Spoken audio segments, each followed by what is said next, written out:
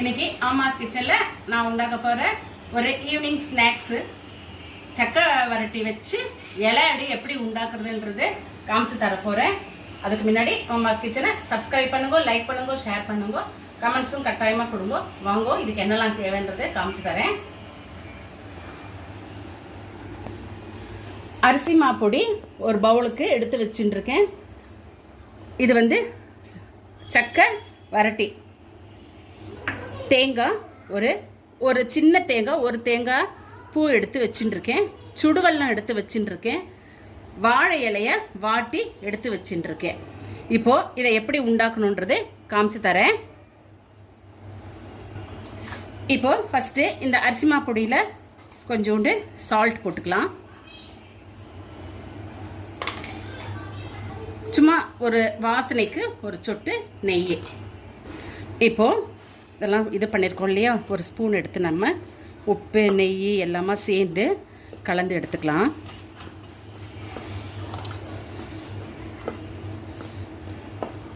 அடுத்தது நம்ம சுடுவெல்லம் வச்சுருக்கோம் இல்லையா, சுடுவெல்லத்தை கொஞ்சம் கொஞ்சமாக விட்டு நம்ம பிசைஞ்சிக்கலாம். சூடாக இருக்கும், அதனால் இப்போதைக்கு ஸ்பூன் இருந்தால் நீங்கள் நல்லா ஸ்பூனாலேயே கலக்கி விட்டுக்கோங்க. இல்லைன்னா கை போட்டோன்னா நமக்கு சுடும்.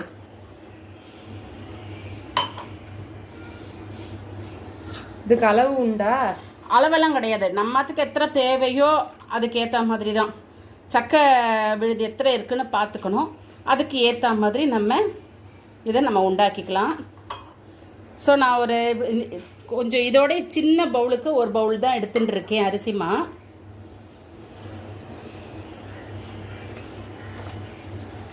ஒன்றும் இல்லை, இப்போ இதில் மீந்தா கூட மாவு, இந்த அரிசிமா பொடி உங்களுக்கு மீந்ததுன்னா கூட குட்டி குட்டியாக அம்னி குழக்கட்டை மாதிரி பிடிச்சி ஆவியில் வச்சு உருட்டி எடுத்துடலாம். எதுவுமே வேஸ்ட் ஆகாது நமக்கு.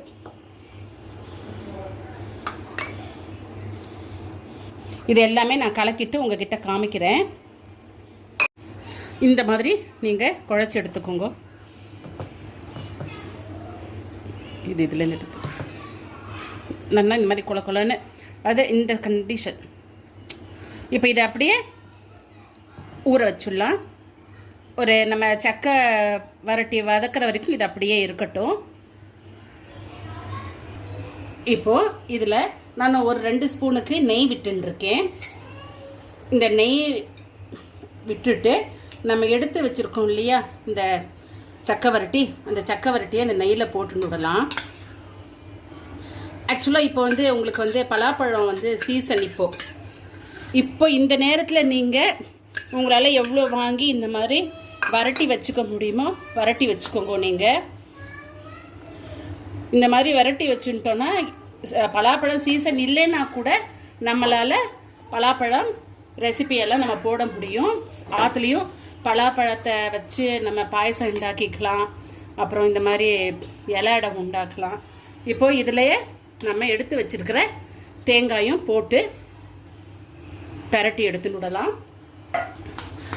ஆல்ரெடி நான் இந்த சக்கை வரட்டி பண்ணியிருக்கேன் இல்லையா, அதை ஆல்ரெடி நான் வந்து போஸ்ட் பண்ணியிருக்கேன். நான் அம்மாஸ் கிச்சனில் நீங்கள் போய் பார்த்தேன்னா உங்களுக்கு தெரியும். ஸோ ஆல்ரெடி நான் போஸ்ட் பண்ணியிருக்கேன், அதை போய் நீங்கள் பார்த்து செக் பண்ணிக்கோங்க.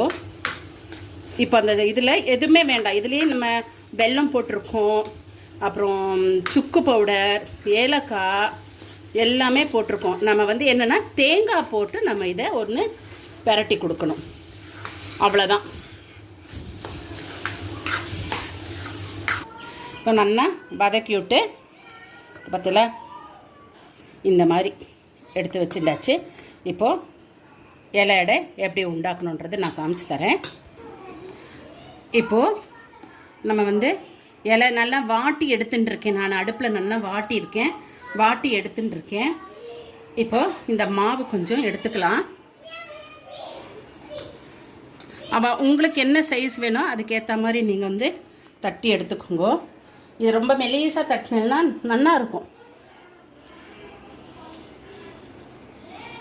ஆல்ரெடி இலையோட போஸ்ட் பண்ணியிருக்கு. ஆமாம், அது வந்து என்னென்னா நம்ம தேங்காய் வெல்லம் பூர்ணம் மாதிரி உண்டாக்கிட்டு இலையோட வந்து நம்ம போஸ்ட் பண்ணியிருக்கோம் ஆல்ரெடி. இது வந்து சக்கை வச்சு வரட்டி வச்சு பண்ணுறது, அதாவது பலாப்பழம். ஏன்னா சக்கைன்னா சில பேருக்கு தெரியாது. ஸோ பலாப்பழம் வச்சு நம்ம வந்து உண்டாக்கியிருக்கோம். எவ்வளோ மெலீஸாக தட்ட முடியுமோ தட்டி எடுத்துக்கோங்க.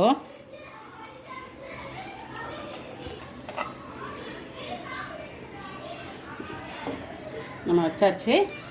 இப்போது இப்படி இந்த சக்கை இதை பூரணத்தை இங்கே வச்சுக்கலாம்.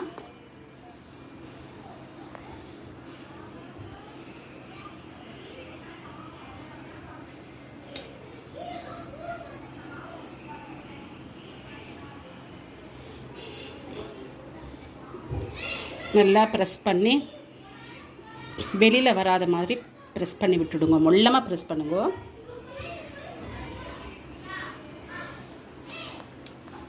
அவ்வளோதான். இந்த மாதிரி நான் எல்லாமே உண்டாக்கிட்டு உங்ககிட்ட காமிக்கிறேன். இப்போது 4 இலைக்கும் நான் இதை உள்ளே ஸ்டஃபிங் பண்ணி வச்சாச்சு.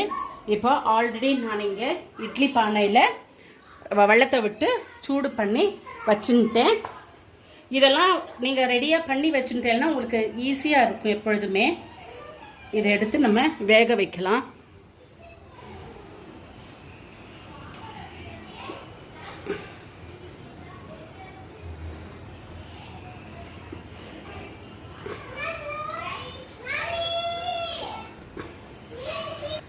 இப்போது நான் எல்லாத்தையுமே வச்சுட்டேன்.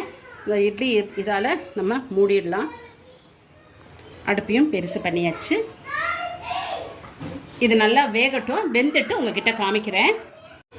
இப்போது வெந்திருக்கான்னு நம்ம பார்த்துடலாம்.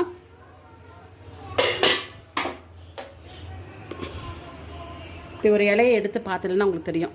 ஒட்டாமல் வந்திருக்கு இல்லையா? பார்த்தீங்களா? ஒட்டாமல். ஸோ வெந்தாயாச்சு. இதை நான் தட்டில் வச்சு காமிச்சு தரேன்.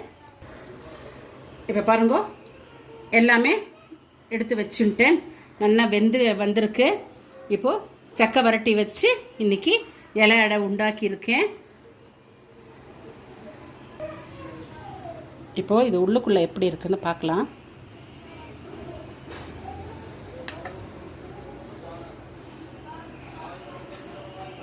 மாதிரி ஸ்டஃபிங்கோட ரொம்ப அழகாக வந்திருக்கு.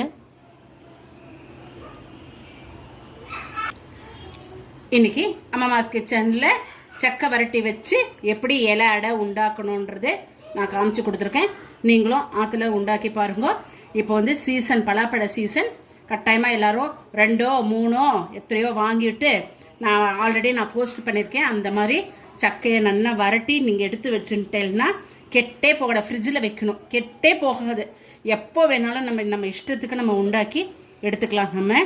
ஸோ இன்றைக்கி அம்மாஸ் கிச்சனில் சக்கை வரட்டி வச்சு இலை அடை உண்டாக்கியிருக்கேன்.